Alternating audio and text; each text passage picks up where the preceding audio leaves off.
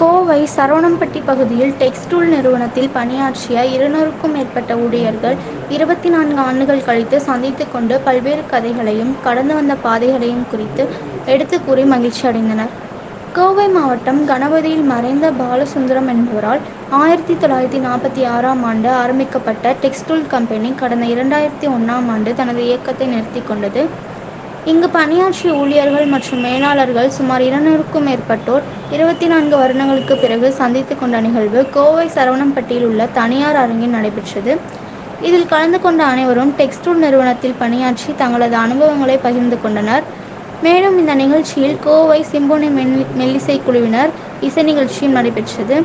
இந்த விழா ஏற்பாடுகளை ஜவஹர், நாகராஜ், சண்முகசுந்தரம், பார்த்தசாரதி, சங்கர் ஆகியோர் ஏற்பாடு செய்திருந்தனர். விழாவில் தங்கள் கடந்து வந்த பாதைகளை பற்றி எடுத்து கூறினர். அப்பொழுது 1946ஆம் ஆண்டு துவங்கப்பட்ட இந்த டெக்ஸ்டூல் நிறுவனம் 2001ஆம் ஆண்டு மூடப்பட்டது. இந்த நிறுவனத்தில் 1950 முதல் 2000 வரை பணியாற்றிய ஊழியர்கள் வாட்ஸ்அப் குழு மூலமாக இதுநாள் வரை ஒருங்கிணைந்து வந்துள்ளதாகவும் அதன் விளைவாக இன்று அனைவரும் ஒன்று கூடி சந்தித்து மகிழ்ந்ததாகவும் தெரிவித்தனர். இதில் 200க்கும் மேற்பட்டோர் கலந்து கொண்டனர். தங்களது குடும்ப விழா போல பல்வேறு நிகழ்ச்சிகளை நடத்தி மகிழ்ந்தனர் என்பது குறிப்பிடத்தக்கது.